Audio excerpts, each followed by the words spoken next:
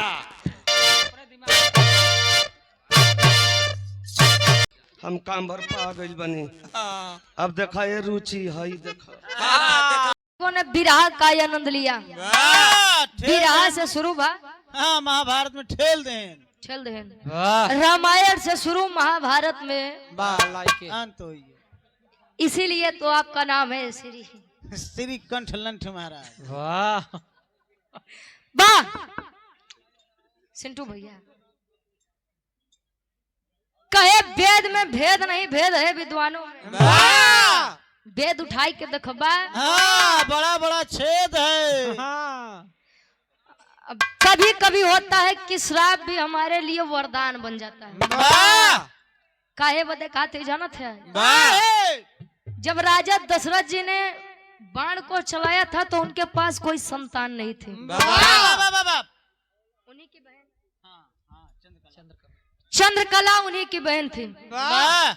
अपने भाई के खिलाफ जा करके शादी की थी। प्रेम विवाह लव मैरिज। अरे वाह हाँ बिल्कुल हो वह समय हाँ ए भैया जब राजा दशरथ जी ने बाण चलाया था शब्द भेदी बाण। शब्द भेदी बाण का मतलब क्या होता है? बुद्धिजीवी लोग हैं आप बताइए। ए महाराज ए श्री श्री चच्चा तनी शांति बनावा। हाँ लंठ कंठ महाराज तनी शांति बनावा। बात पॉइंट वाली होता हंसी मजाक अपनी जगह बात। वाह पॉइंट वाली बात देखा। शब्द भेदी बाण का मतलब यह होता है कि जहां से आवाज निकली है ये हम नहीं हमारा वेद कहता है। अभी हम देखला कितना बड़ा शब्द भेदी का मतलब यह होता है कि जहां से आवाज आई है अगर हम वहां पे बाण चला रहे हैं तो बाण जा करके उसी जगह पर लगेगी जहां पर से आवाज निकली। बताने वाले लोग बताते हैं कि शब्द भेदी बाण राजा दशरथ जी ने चलाया था। तो आप लोग बताइए कि वह बाण जाके घड़े में लगना चाहिए या श्रवण जी को लगना चाहिए? तब तक कि आप लोग विचार कर रहे हम सम्मान रही लेंगे।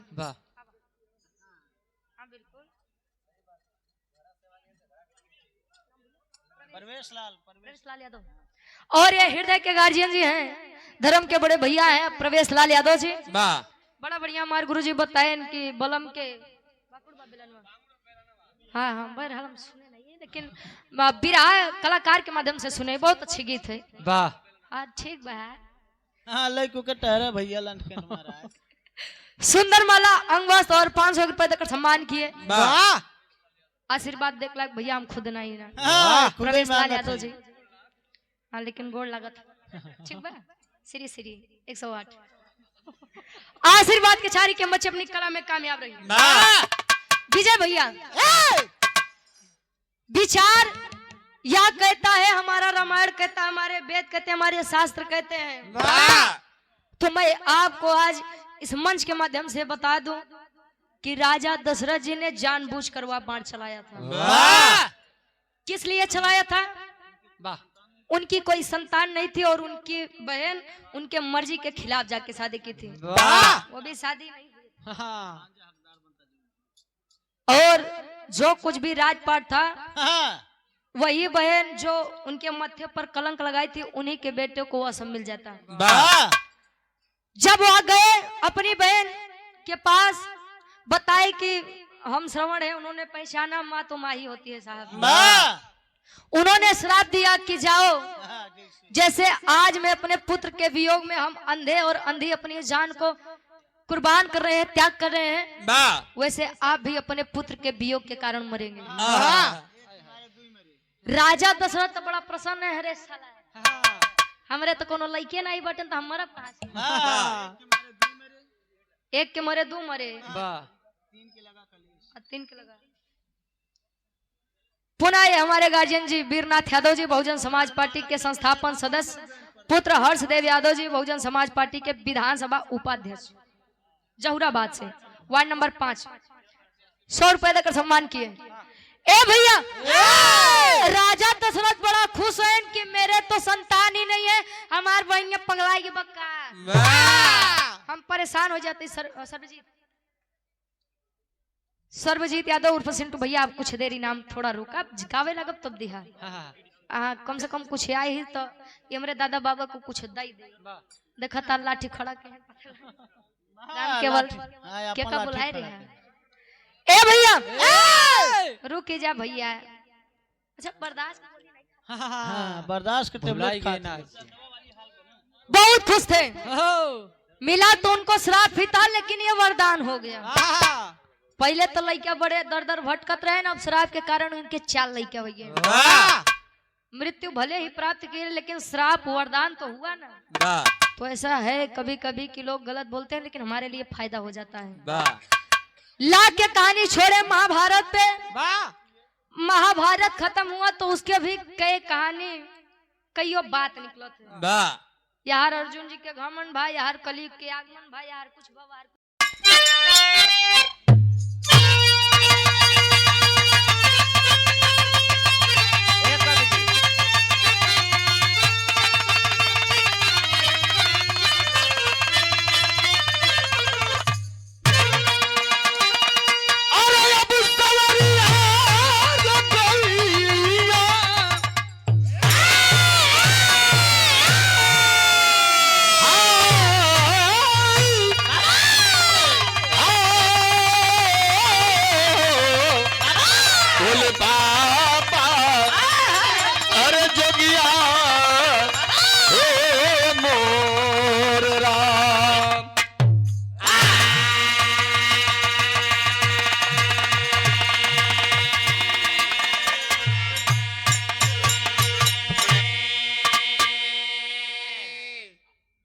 भूमिका में भाव लगे था मास्टर, साउंड काहे घुमोला हो, आस ना मिला।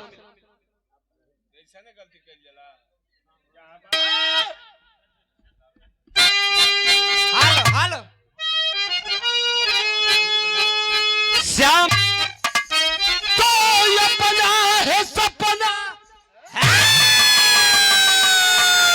वो सपना है अपना,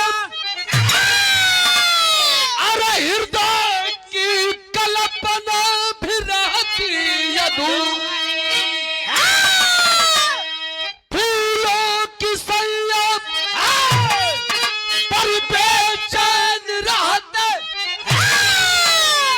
कांटों की निद्रा कभी होती पूरी, किस्मत में तेरी कली जो खिली, स्वार्थ में ना उसे आप ठुकराई, ये श्याम देव जग में अपना बिराना, बिराना है अपना संभल जाइए।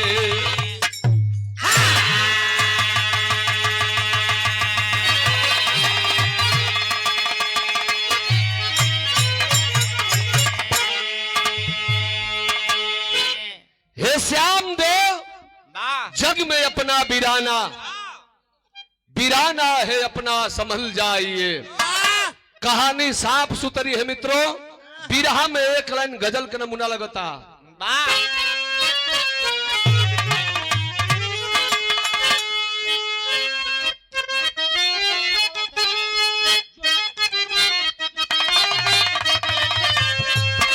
ये रुचि यादव जी ने कोनो खूबसूरत लड़की रहल, कहती या का कहते कि मैं नाज हूँ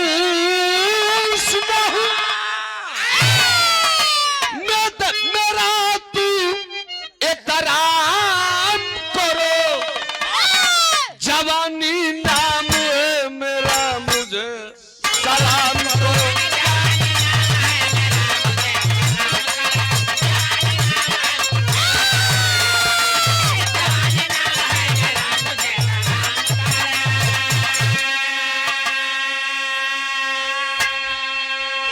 माशुका कहतिया, लेकिन हम कहतनी कि तुझे सलाम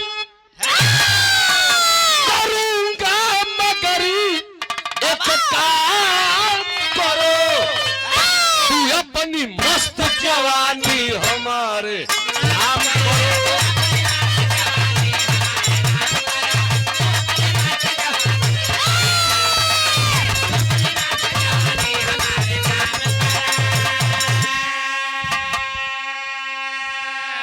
सुभाष भैया तिराहीपुर, पान का दुकान, बिरहा का बहुत बड़ा शौकीन हूं। भैया के चरणन में सादर प्रणाम। वाह, सब भैया लोगों के प्रणाम बा, लेकिन कवि जी पूरा बिरहा का निचोड़ भाव में लिखल हो। धरती सरहद बा, एक और बलिया एक और गाजीपुर। कहा जाला कि वीरों की धरती, जवानों का देश, और गाजीपुर बलिया है उत्तर प्रदेश। सरहद से आवाज आती है, इतिहास है सिवरी ग्राम सभा। एक फौजी के लिए वह गांव शहीदी गांव बन गया। कौन था? हरिंदर पाल। अरे वाह, हरिंदर पाल जो इस हिंदुस्तान के आन मान सम्मान में शहीद हुआ, और जिसके गांव पर, जिसके नाम पर यह सिवरी गांव शहीदी गांव हो गया। अरे वाह, इसलिए कवि ने भाव लिखा है। का भैया? अरे धारा के गोद में रणधीर पले, वतन की लाज बचाने वतन के वीर चले।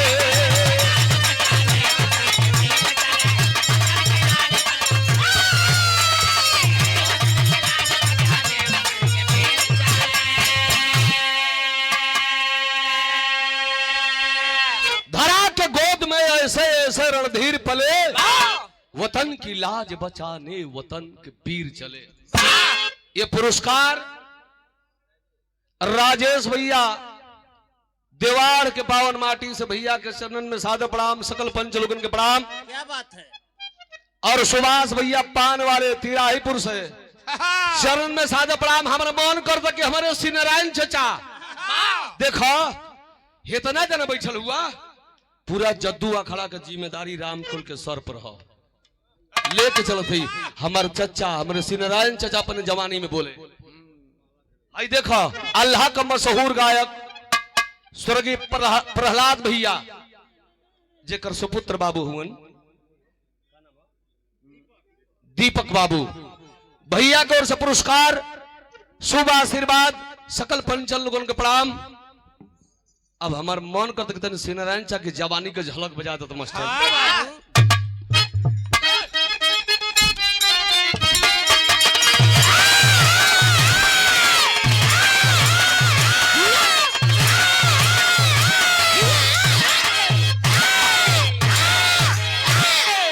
फूट गई तो तोरे चमड़ा से छवाई।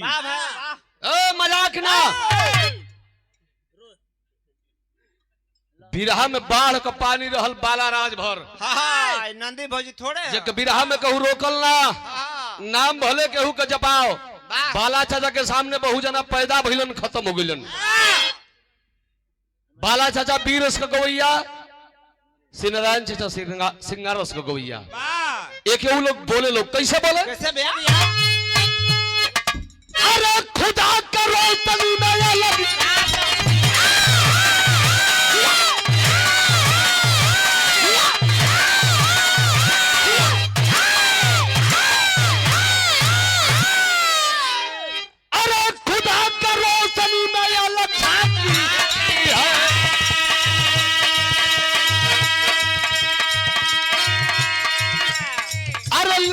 पत्थर जैसे ब्रह्मा की ताकी होती है, खुशी से दिए है खुदा तो उसको अपनाओ। बड़े को पाकर के ना छोटे को तो ठुकराओ। चमकता हीरा तो कचरा में पाया जाता है, खुशी के आंचल में जीवन गवाया जाता है। सदा सपूत को वतन के लिए मरता है, सदा सपूत को वतन के लिए मरता है।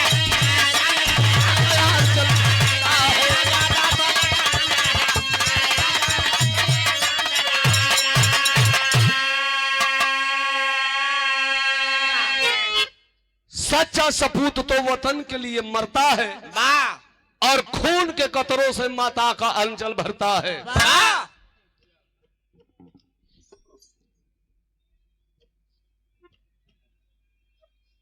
और हमारे परम मित्र राजेंद्र यादव भैया का मौसा हुआ, हमारा सुभाष यादव जी, जेकरा आशीर्वाद से यहाँ गांव में एगो गरीब का बेटा खेत खलिहान में गावे आला, लोग का प्यार भइल की फ्लाइट से जाके बंबई में कार्यक्रम गौली। मर्दन के पूछता भाई 2 दिन का आवत से झोटल यानी के सब पूछता है। हाँ भाई, भैया, अच्छा सही बात। ये परी तो के मोटरसाइकिल से बुलाइब जा कहाँ वहाँ बम्बई। हाँ तो अच्छा बिना तो भेज लेके जाए। हाँ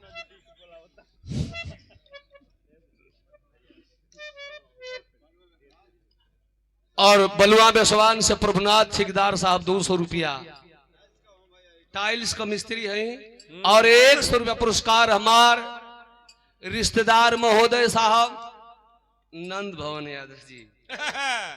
चरणन में सादा प्रणाम। 2 ही कार्यक्रम हो, सरस्वती पूजा और राकेश यादव जी के बहनी के शादी। राकेश बहुत दूर जाके बैठल हूँ, कस्टमर सेट करत हूँ मोबाइल से। काहे से बहुत प्रणाम। हवे से हमारा बिरहा का शुरुआत हो गई। 2 लाइन विदेशिया का भाव लगता।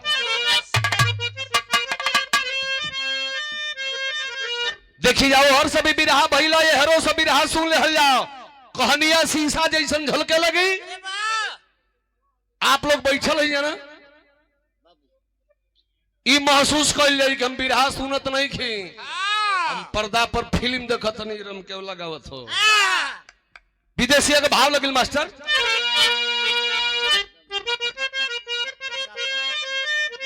तो शिवा राज शांति अरे 2 प्राणी रहले देवा घर में, अरे दिहले विधाता नाई एक लालना। धन संपत्ति से बाबू उनकर घरवा भरल रहे, एगो पुत्र बिना हरदम उदासल राय मानावा। इतना भैया बैठल हुए में सब गरीब बा, केहू करोड़पति नहीं खे, जो करोड़पति हुई नींद का गोली खा के घरे सूतल हुई। हाँ भैया, ब्रिजेश भैया, शिवराज पंडित जी भैया भैया जेकर धन निगम अपार बा, बिरहा सुन लोग आधा घंटा समय दो जा। शिवराज पंडित जी का धन निगम अपार बा, लेकिन औलाद कहू ना हूँ, जबकि दोनों प्राणी का चौथापन चलता। दोनों प्राणी गई बना शिव जी के जल गिरा के बाबा धाम से लौटल बना चौधरी। तो देखा यहाँ हुए तरजिया बाजो रुचि गौली हो। कवन तरज मास्टर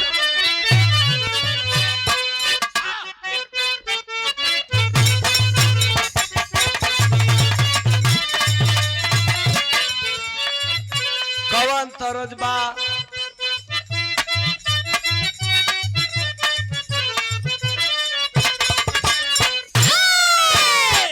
कहतर कि काका तनी देखो एक काका फाका ना होके जाए तो बिरादर के लड़की बड़ू कुछ कहत नहीं सहिले तनी। नहीं तो केहू कहल ना आजले।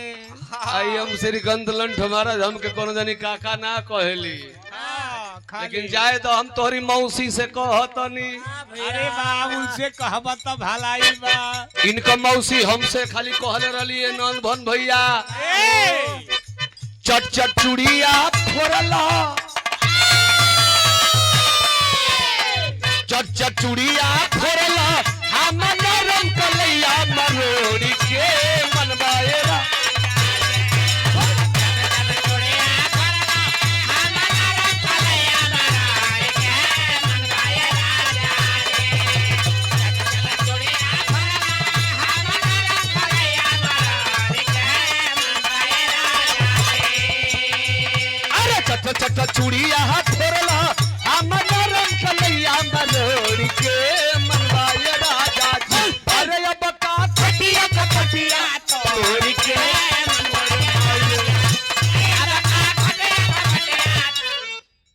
फर्ज रहल पावर ब्रेक हो हाँ एक बिरहा में हम मारिला भाव लगल बिरहा में हाँ देखिए भैया मरिया लेकिन खाले मत जइहा तेज पकड़ ला बिरे खवाऊ समय ना काटल चाहते धला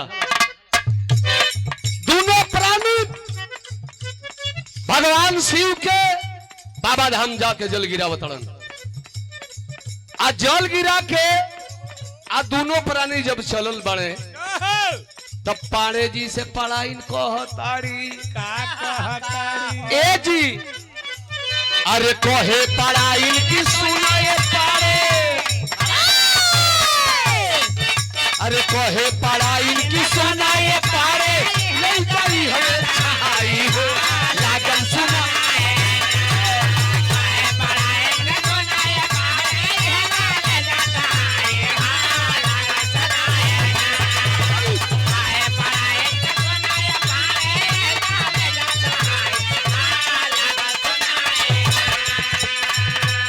कहे पढ़ाई की सुनाए पारे नहीं जाई हमें छाई हो लागल सुनाए ना अरे दुआरे पारे के बजाई हो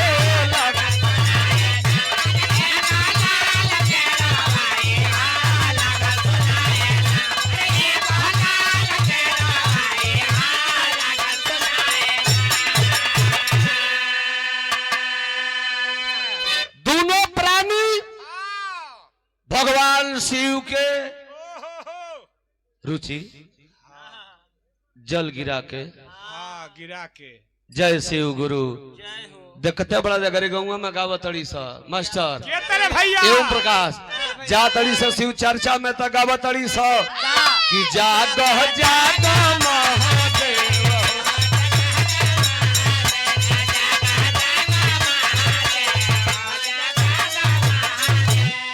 वहाँ गाना गावतड़ी सा घरवा सास के पीट के जातड़ी सा आ ससुर के फीट करके जातारी सा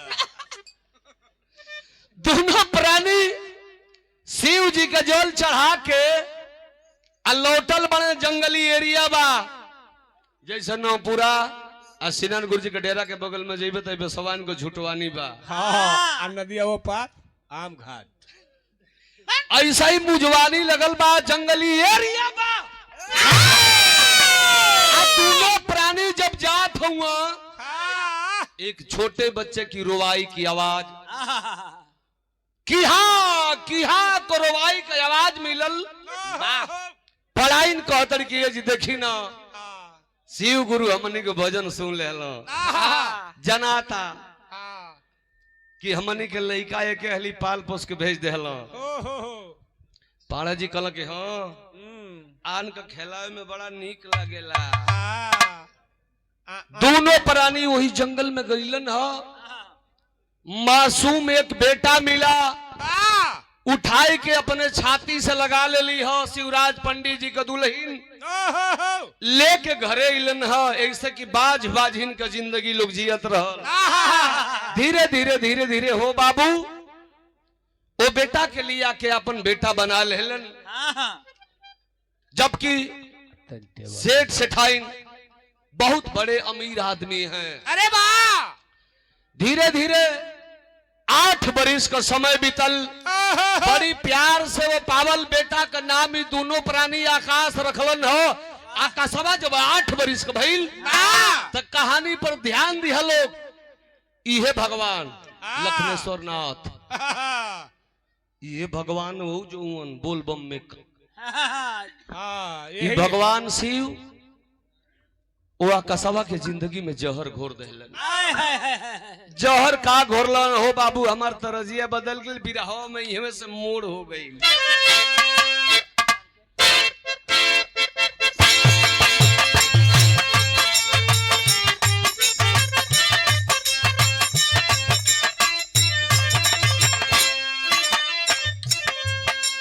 जब बिरहा का भाव बढ़िया होला हो हमार भैया लोग तो तरज का कौनो मतलब ना होला हई देख हमारा बिरहवा में मोड़ का हो गईल पार कई दियल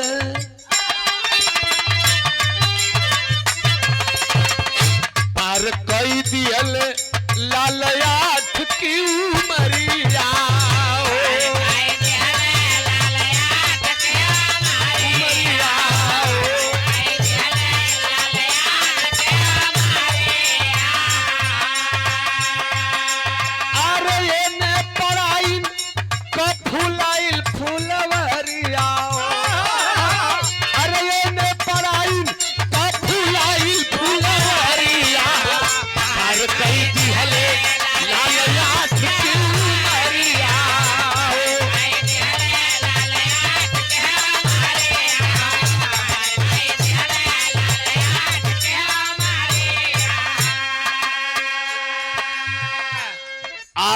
बरिस का समय बीतल बा आ तबले शिवराज पंडित जी की मेहरारू का गर्भ रह गईल आ गर्भ रह गईल तो चौथापन में बारे भगवान ओ शिवराज पंडित जी की मेहरारू के गोदी से एगो बेटा का जन्म दे दिलन। इतना भैया बैठल बड़ा लोग एगो कहावत कहला कि आन क मेहरारू अपन लइका राकेश भैया आन क मेहरारू केतनो पोटा ही होई तो लोग जनिया तो कहीं कि तंता के दीते मर जैती भले भल भल पोटा फेंकत होके भले झूलनिया वही में नसाइल हो। हाँ वैसे ने कुछ बाना जाओ आन क मेहरारू आयापन लइका सबके निक लगल है सुधीर आपन लइका अगर 8 रंग गौसरवा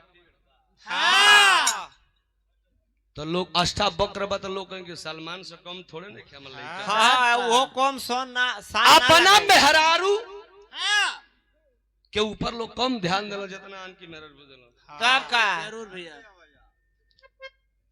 वैसन का और याद करल अरे रुक रे हो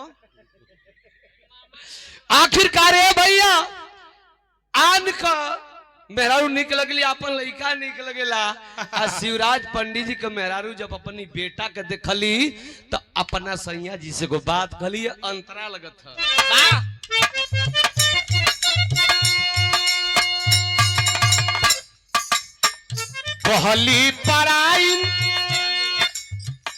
कहली पराई में आगे बढ़ी है जमेला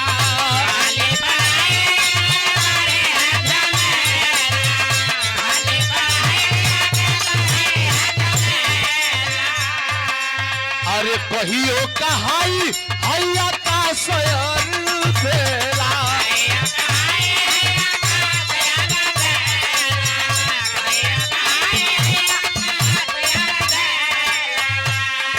अरे दूसरा का जामल ले दाई सदरिया हो पार कई दियल लाल 8 की उमरिया जब शिवराज पंडित जी की मेहरारू का लइका हो गई तो एक दिन रात के समय में राकेश भैया बड़ी मौका से मेहरारू कोनो बात कहेली सर भैया ये दर्द के भी रुचि का जनी हो इसे के भी बूची बड़ी ये बात के आखिरकार शिवराज पंडित जी का मेहरारू शिवराज पंडित जी से आएंग मौका पर कलश किए जी ई लाइन के बोलेला हीरा काका कहल तो करबा यापन लेकिन मान ल बात हमार पंडिताई ने अपना पंडित जी से कहले कि ये जी हई जवन लइका पावल लइका पालत पोसताड़ा कहिए जवान होके हमारी लइका का आधा हिस्सो लई आ लौड़ पटाखा करी में और धेला ही कहाई ऐसे बढ़िया बाकी है सैया जी कोनो का लइका ना हो खसो तले जाके आकाशवा का दे दो नहीं तो कोई पैसा पर बेच दो शिवराज पंडित जी कल का कली है कभी का कली अरे अरे मुड़ी गड़ नहीं का कले बहुत मारी मार ऊ मारा मारा की अनहा यही लइका का देन बाकी आज लइका खेलावा तड़ी तू तब कह तड़ी की खेद दो आकाशवा के कब्बो हम अपना नजरी से दूर ना करब शिवराज पंडित जी के मेहरारू के तो जाओ के लेके सूती है एको दिन भेंट ना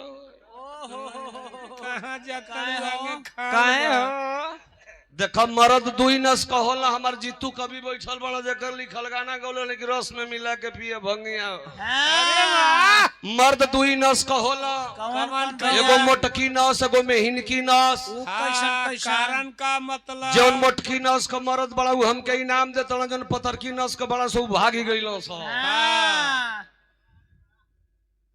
पतरकी नस वाला खाली मेहरारू के इनाम दे सो मरद के ना दिल समझे जे के हो ए भैया आखिरकार पतरकी नसिया पंडित जी के ध के लगल लपेटा है इसके सुना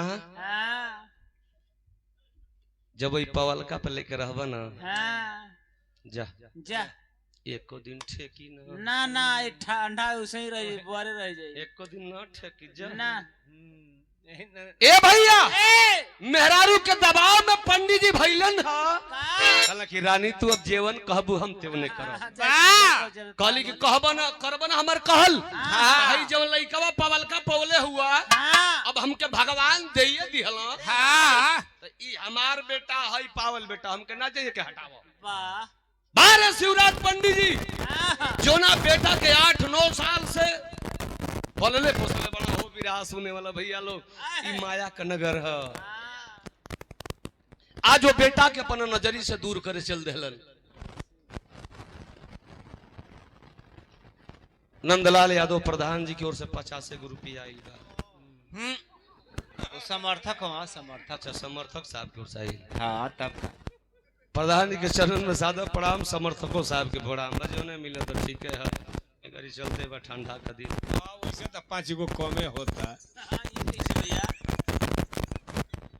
और ये 500 रुपया पुरस्कार बीडीसी प्रत्याशी सिंटू यादव एडवोकेट साहब आपकी ओर से भाई के बहुत प्रणाम सकल पंचलोगन के प्रणाम बा ध्यान भी रहा से न हटे बाबू आखिर पंडित जी मेहरारू के कहला पर हो भैया वो पावल बेटा जो ना बेटा के 8-9 साल से पलले बड़ो लइकवा के दूर करे चल देलन इतना भैया बैठल हुआ लोग कहानी पे ध्यान दिया लोग तरह जे को नहीं खे हमारा बिरहा में नजरी से दूर कर चल देलन कहा लगेलन बाबा धाम के मंदिर से जे भैया बाबा धाम गई हुई बाबा धाम के मंदिरवा से पहले जसडी स्टेशन बा उसी स्टेशन पर एक होटल वाला है जिस होटल वाले का नाम है राम निवास यादव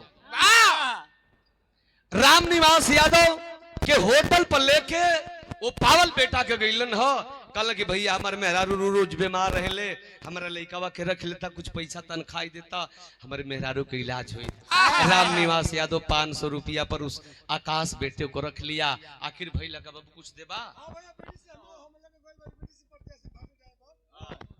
बीडीसी प्रत्याशी भारतीय ड्राइवर सपोर्टर सिंटू को हाँ ठीक ठीक चापो चापो ता बहुत प्रणाम भारती भैया के सकल पंचलोगन के प्रणाम ए भैया आखिरकार ध्यान दिली बिरहा 10-12 मिनट बिरहा बचल है राम निवास यादव के होटल पर लइकवा के छोड़ के चल गेलन ए रुचि 1 साल बीतल पंडित जी तनख्वाह ही लेबे ना आइलो सुभाष भैया तू लमहर मरद पर गेड़ी दी हेलो तनी हटा ना अगेर दिला तो पानी तुरंत नहीं खेदा ना ना अब 1 साल बीतल पंडित जी पैसा लियावे और राम निवास यादव की घरे ना गेल राम निवास सोचल कि यार पंडितवा मर गइल का रे लागी ना ना हमारी पर ऐसे कि कोनो हीरो हो पारे गाय चरावत रहे भैंस चरावत ले पारे पंडित जी सतुआ सान के खात रहलन सतुआ अटक गइल पंडित जी मर गइल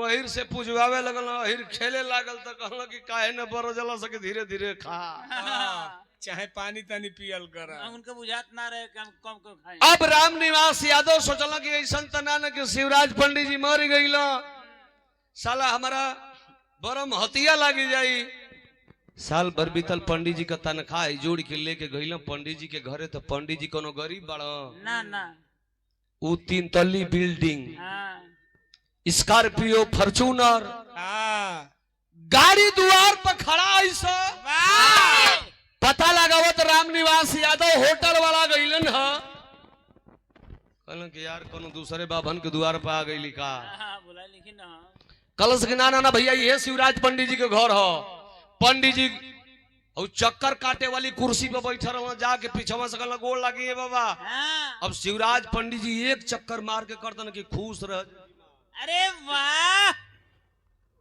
खुश रह कैसे कहला रे पंडित जी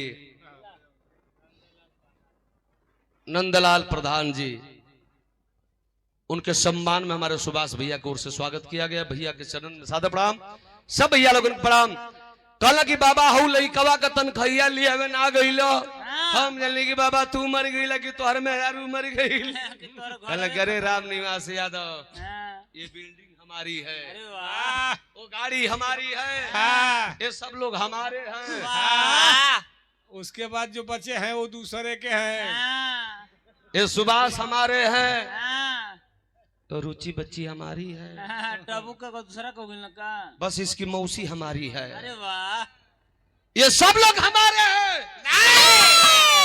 आकाश जो लड़का मैंने आपके घर छोड़ के आया वो मेरा नहीं है, मैंने उसको जंगल में पाया था। हमारा लड़का ये खेल रहा है मनीष पांडे, वाह, उस आकाश से मेरा कोई संबंध नहीं रे यादव।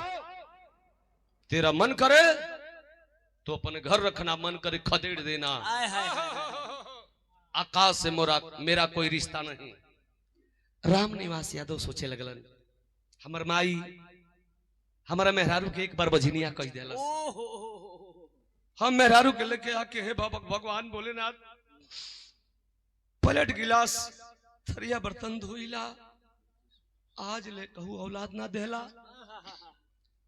आज आकाशवा ए दुआरी से वो दुआरी खेदल जात हो, घरे जाई मेहरारू से बतियाई, आकाशवा के आपन बेटा बनाई। बारे राम निवास यादव अइल न घरे, दुल्हिया से कहला के रानी सुनन हो, है जो लइकवा प्लेटवा गिलसवा घर थरियावा धोइला न, एकर माई बाबू केहू नहीं, केहू पंडित जी का दूसर लइका बाबू पवले हुआ। एगो काम कल जा कि ये के हमने का आपन बेटा बना ले जा। आज दोनों प्राणी ओके आपन बेटा बनौलन, ओके नहौलन धोौलन, स्कूल में एडमिशन करौलन, लइका पढ़े लगल, इंटर पास कैलस तो तेरी के भाव लग गई। और श्री विनोद यादव भीटा भुआरी जिला पंचायत सदस्य बन के प्रत्याशी बन, सदस्य बन तो 100 रुपया निक नहीं खेला गल, प्रत्याशी हुए तो निक होई, सदस्य हुए तो गड़बड़ बा। नहीं हो सके देरी लगता मास्टर।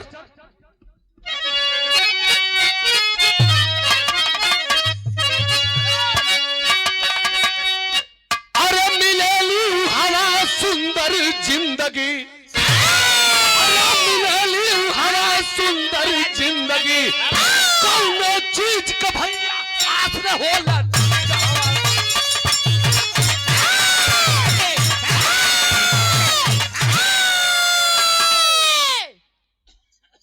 कौनो चीज के भैया आस न होला जहवा। ए नंदन भैया मिलेली वहां सुंदर जिंदगी। जय लोहारपुर में हमके पहला बार ले गिल हो, पहला बेर कैला जा का सट्टा तय तू ना रहला, ऐसे अगुताइल बड़ा, यही से कैल। तो हम ये सोचली कि झंडा पर भी रहा लोग अब थुवन, ऐसा तना तो जद्दू अखाड़ा का मान सम्मान बिगड़ जाई, लेकिन बच गई ला बचत रही, जब तक जी मर जाई मंजूर बा, लेकिन ताव बर्दाश्त ना हुई। ना भैया वही झंडा में डंडा तोहार रहे। तब मिलेली हवा सुंदर जिंदगी, कौनो चीज का भैया आस न होला जा। लइकवा गई थरिया बर्तन धोवे, पा गई प्यार माई बाबू का, अब माई बाबू का प्यार में पल के इंटर पास कर लेहलस। आ गई महीना सावन का, कांवरिया बम यही चौधुरिया नहीं, कांवरिया बम अपन अपन कांवर सजौले लेके बाबा के नगरी में चलन, बोल बम जय शिव, बोल बम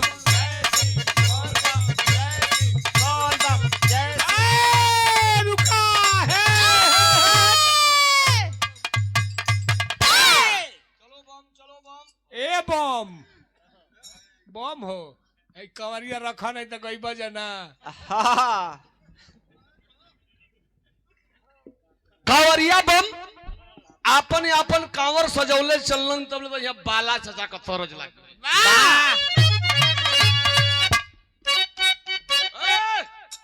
ले लो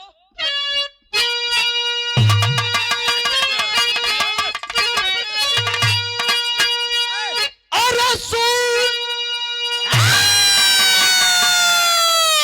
कैला राजा वो सुन कैला पालानु, कचौड़ी गई सुन कैला पालानु, मिर्जापुर का कैला गुलजार हो, कचौड़ी गली सून कैला बलमू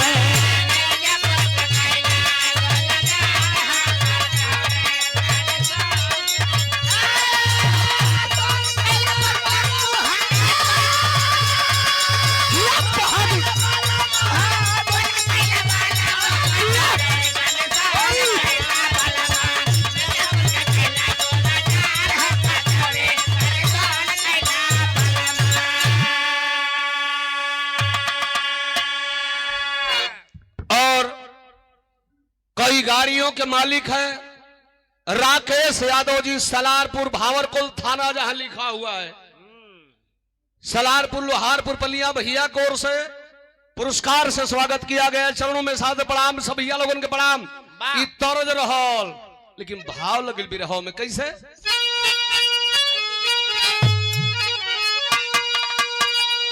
उपेंद्र यादव कहां से?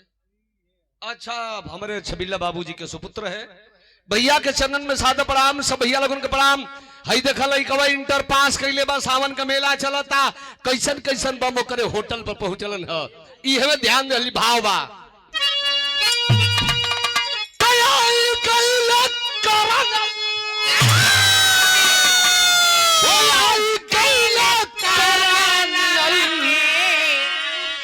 होटलवा पयाई गईले करनल, अब बाबा धाम का मेला जगमगाइयो। होटलवा पयाई गईले करनल।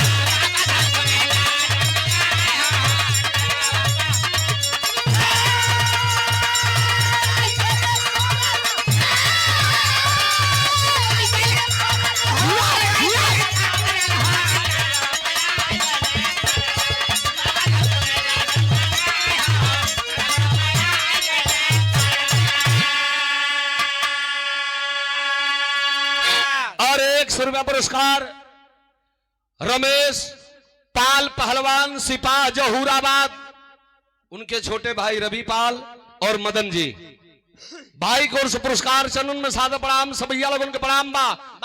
बाबा धाम का मेला जगमगाए हो। होटलवा पर आई गईले करनल।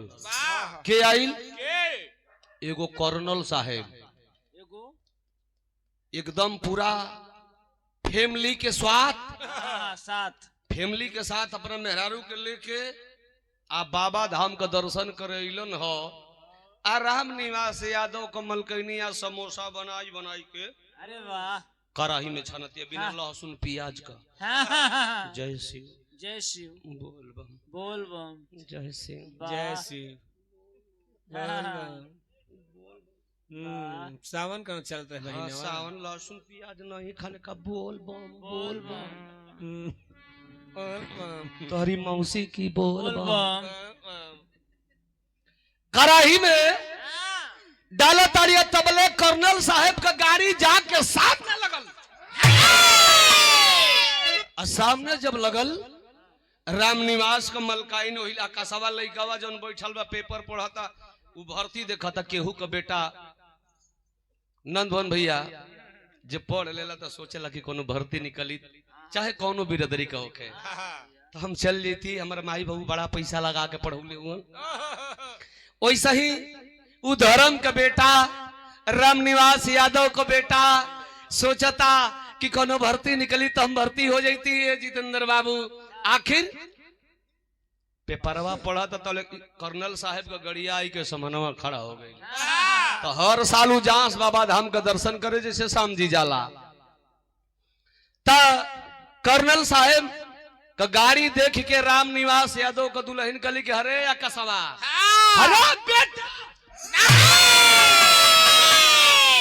बड़े लोगों का प्रणाम करने पर यह जिंदगी संवर जाती है रे बेटा।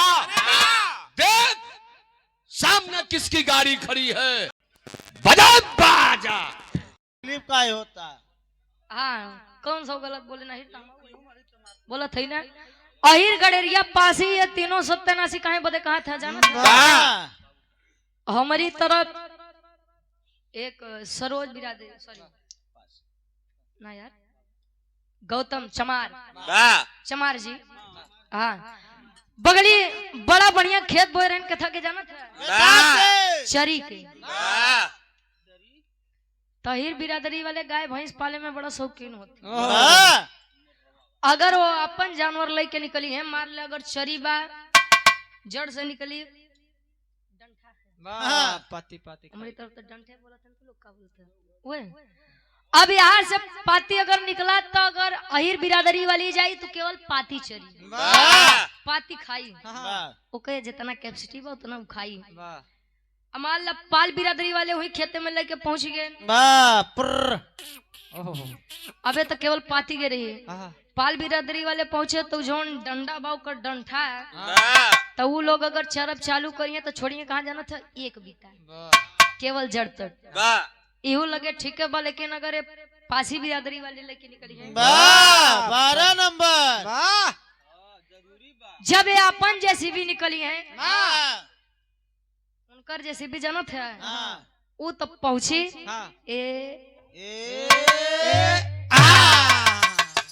तुझे कर खेत बा हुआ है बेचारा कहे जा सारे सहीन कहा गबा कि अहिर गड़ेरिया पासी ये तीनों सत्यानाशी। बस हो गया कहला बा तोरी नहीं जे बात रहे का करबा सुनबा गुनबा ना पहले बा। अच्छा अबे अहिर बिरादरी वाले के एक बात और बताओ तो शायद और तकलीफ होई, लेकिन जो सत्य है वो सत्य है। त्या वो गुरुजी तनी सा भाव बने। अब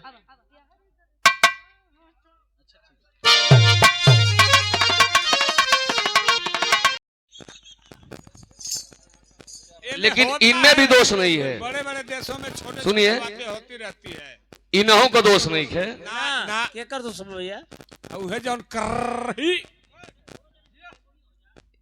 इनकर भी दोष ना डब्लू इनकरा जिला का भाषा करही जहाँ अवधि भाषा कानपुर के लोग होंगे तो जैसे हमने का अपना गाय भैंस के कर्राई ना जाए। अरे वहाँ काहे खाते उतना समय मत लो लोग, जैसे हमने का अपना भौजाई से मजाक कर लीजा। अरे वाह जैसे ही कली हो कि रामकुल चचा मौसी। हमारा बुआ के लेके गई रहो। सही बात बा। सुनिए हम बता रहे हैं गुरु। हेलो ए कहे के हारन हुरन में खाली हेलो देखा। ये कानपुर देखिए ये यूट्यूबर लगाए हैं, सब हमारे मित्र हैं ये लोग लगाए और हैं। चूंकि ये लोग क्षेत्रीय हैं और ये उतने के लिए आए हैं कि काट के का थमेल लगावे के हो, का डाले के हो। ये खाली काट काट के डाली लो उनके उनकी चाप दाना ये ना तो ये डाली लो। ये रुचि यादव ने रामकुल को बहुत बेइज्जत किया है, लेकिन बात यह है कहां से, ये बात कहां से कि जो कली हो, चूंकि एक मेरा मित्र है कानपुर साइड प्रतापगढ़ का लड़का है, संजोग से हम फोन किए थे भारती भैया के मलकाइन पर, मजाक कर रहे थे भाभी है। अबू को तो कह रहे यार किससे मजाक कर रहे हो,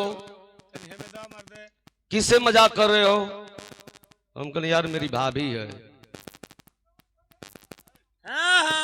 अबू कहा तो कह रहे यार लक्ष्मण जी सीता जी को माँ मानते थे, तू कैसे भाभी भूभी कहता रहा और तुम भाभी से मजाक कर रहे हो।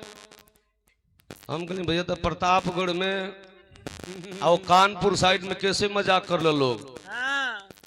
तो देखिए इसको डाल लीजिएगा यूट्यूबर। वो लड़का बताया कि मेरा बाप मेरी माँ से मजाक करता है। अरे वाह सही बात बा।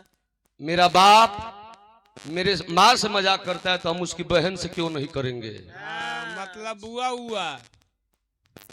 हम कहे अरे यार तो तुम्हारे पिता की बहन तुम्हारी बुआ लगी। कहा मेरी बुआ ना चना के खेत में गए रहो तो दहाई के खूब गदगदाए दे हो। एक नंबर मारा ये सौरव जब बापे की बहन के करो तोड़ लो में रुचि को दोष नहीं खे, इनका क्षेत्र में फुए के लेला लो, ये सोची का दोष बा। इनमें इनका दोष नहीं खे। ये के मत अन्य थाली है लोग कि नहीं रुचि रामकुल से मजाक के लिए ये लोग के क्षेत्र में फुआ से मजाक होला। ठीक ना। चूंकि मंच पर बैठी है ममता जी आजमगढ़ से, हमारा यूट्यूबर भाई लोग बैठल उनको जरूरी ना आगे राम को खाली पूरन की नौकी ना नौकरी लेके आवेला भैया वो कुछ गौलू एक आध को छोड़ दिलू नेट पर देखिला माल सफेद गिरौल सरे ओके छोड़ दिलू हम मन के सफेद माल गिरा दिए बेरा। ना ना ना चूना मत घोर भैया, चूना मत घोर। बजा बाजा बस 2 मिनट।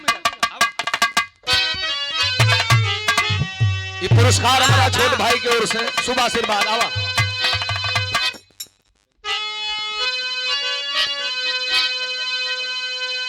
झटके में झटके में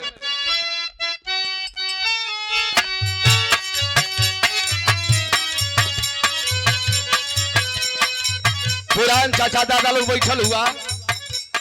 अब देखा जाए दोनों की जमाना वाली हम गावत है यूट्यूबर भाई लोगन का नया कंटेंट हो जाए। एगो गीत बाजे पहले पिया मोर मोर न कहिले, पिया मोर मोर न कहिले, मोरवन के देश मोर पिया मोर न लियले।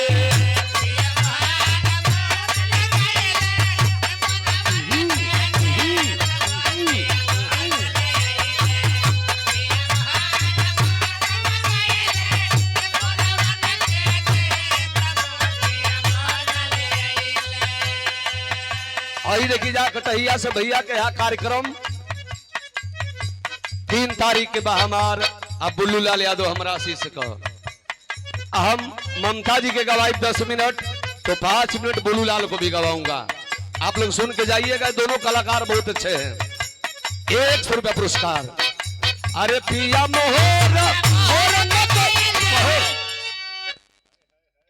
सधुआइन बोल बड़ू कह दो हम सधुआइन नहीं ना साथ बोलना से काम न चली भैया माला मूली आ सधुआइन से अधिक मुंह चियार दे तड़ू नहीं के सधुआइन। हाँ कहत रे कि नाच नूच के चल जाता है मुस्किया के तो तू बुढ़ौनो के जान ले लेबू। हाय हाय हाय रे देखो चाहवा सटे मत आई रे माय।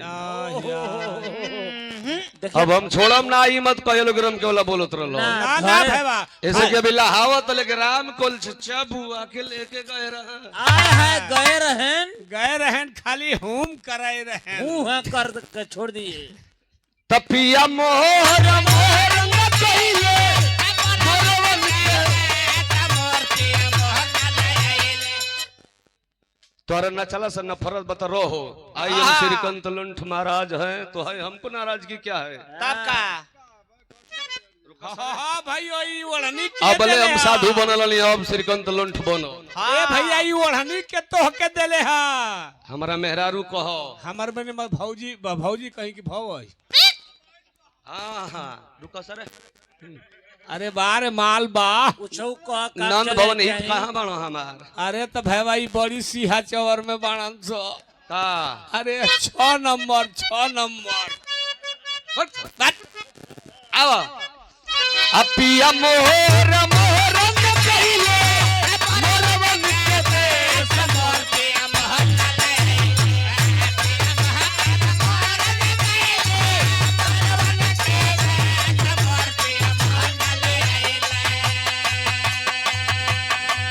मोर पिया मोहर न कहिले, मोरवन के देश मोर पिया मोर न लियले। अरे मोरी नियत लगे है थे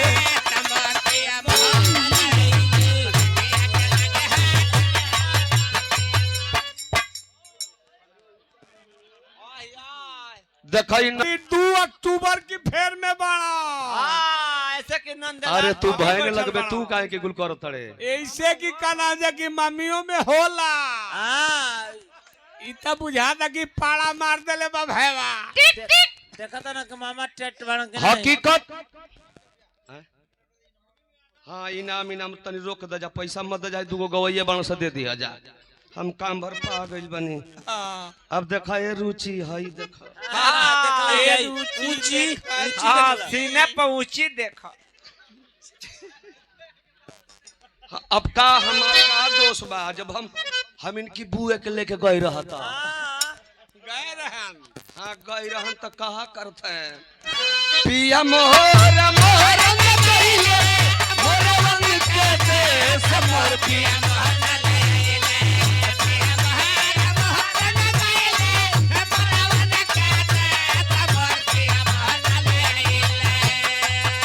अरे मोर पिया मोर मलइले मोरनिया के लगे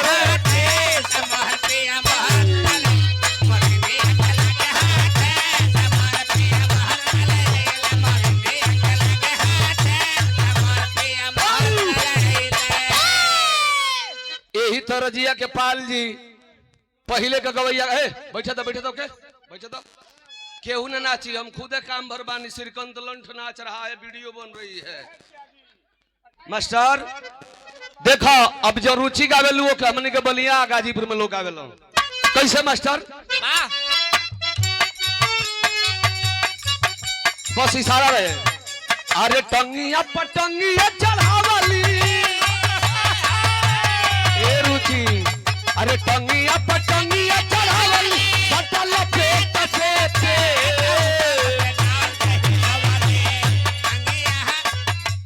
टंगिया पटंगिया चढ़ावली सटल पेट से पेट ऊपर ले डाल के हिलावली अरे ऊपर ले डाल के हिलावली अरे तीर लमाल सभे ऊपर ले डाल के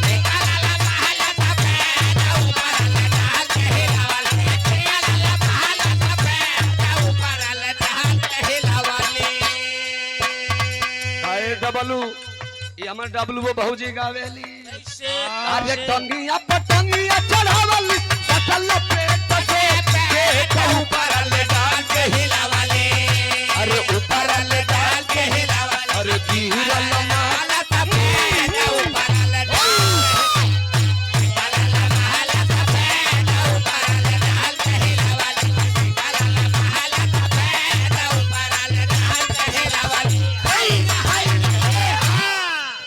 ले ला जाए श्रीकांत लंठ का ना लौंडा का मलिकार आ रहा है ए मर्दवा गाड़ी का मलिकार रहूंगा नहीं तो गाड़िया का मलिकार लौंडो का मलिकार होला देखा ए गौरी पुरन के गीत है के ले लिया अरे देखली शिवानिया में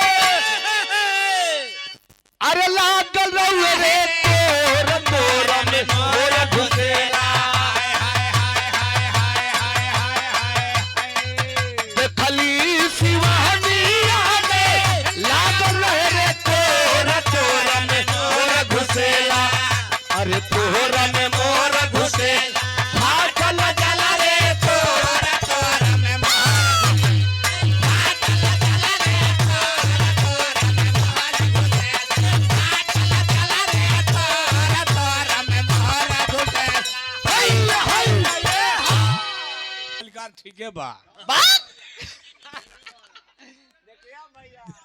अरे तो सुनो हर साल गाड़ी सुने लो चलो हारपुर सलारपुर में जाके हाँ तो ये बार नियारा भेटाइल बा ये 1000 रुपया पुरस्कार हमरे राकेश यादव जी जेकर गाड़ी तिराहीपुर से बनारस चले ले 5 बजे भोर में खुले ले 8:30 बजे बेचू के गेट पर छोड़ी 3:30 बजे चली तो 7 बजे तिराहीपुर छोड़ी 5 बजे तिराही 5 बजे तब मिली तब देखली ही शिवहनिया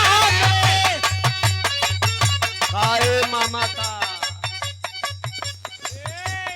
काहे के तोहके छोड़ गई हो आहा इनहु के ला भाईवा इनहु के ला अल्लाह भैया देखली ही शिवहनिया में लाग रहे रे तोर तोर में मोर घुसेला हाँ देखो हंडिया प्रयागराज इलाहाबाद हाँ डंडिया ना रे हंडिया हंडिया हंडिया स्टेशन हंडिया जहाँ के रहने वाले हमारे छोटे भाई हाँ डब्लू भैया जो रुचि का हारमोनिया बजा हाँ रुचि का बजाते हैं का हारमोनिया हाँ यार भाई गौर से पुरस्कार हमारा और ससुर लड़की है जाने दी कुछ कह रही है तो उसको अन्यथा मत लीजिए को गायिका बाड़ी मऊ में हाँ सीखे तो भैया सीखे तो हम नाम ना धरो आज हम गायिका बाड़ी मऊग में मऊ जिला में मर्दवा उहे मऊगे जिला का बात करतनी तो ऊ मंच पर कहले कि ए पहुना कब गिरी ठेहुना तो उ बेचारी बचपन से रहल है गोरखपुर, तो जा पहुना सार के कहल जाला गोरखपुर में। आउ हमरो के पाहुन खेल हम खेल गया तोरा बहन के बता रही रे बट पाहुन के कहल जाला हमने री जीजा के। हां यूं आउ पाहुन पाहुन हमके कहले प्रधान जी। तब देखली शिवहनिया में आरे लाद रहे रे तोर मोर घुसे, अरे तोहरा में मोर घुसे, अरे फाटल जला रे तोर में।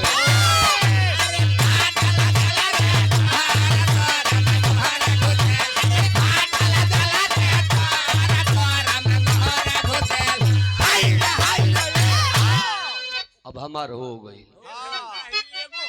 ना, रहने दीजिए।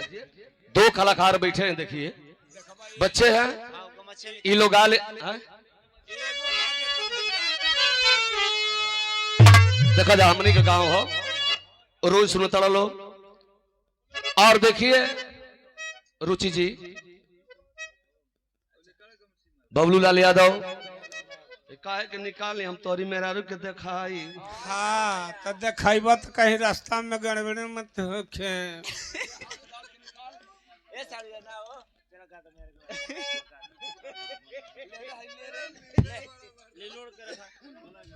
देखिए जा रुका हो, तमाम लोगों का मैंने सहयोग किया, आप लोग जानते हैं। ये भी लड़की है, मार्केट में अच्छी चल रही है, सौभाग्य बा। ये गांव में अइलू स्वागत बा, हंसी मजाक मंच पर जन भइल तुन भइल, यूट्यूबर लोगन के काम पर कंटेंट मिल गई। ये मजाक कहीं रास्ता चुकी है ममता जी आजमगढ़ भोजपुरी लोकगीत पहले कई कलाकारों पटना में जाकर के गाई है। अब इनकर इच्छा हो गई कहीं यूट्यूब पर देख ले लिया कि हम कलाकारन को सहयोग करीला, का करेला तब कली की गुरुजी हम आवल चाहते रुचि दीदी के देखब कुछ गाई। तो 5 मिनट समय ममता जी के बाद 5 मिनट समय बबलू लाल यादव गंगौली गाजीपुर, जो मेरा लड़का है शिष्य है, इस समय वायरल है, बढ़िया गा रहा है। दोनों लोगों का गीत आप लोग सुन लीजिए, फिर बैठे रहेंगे तो हम जिंदाबाद हैं। एक नंबर थर्ड क्लास।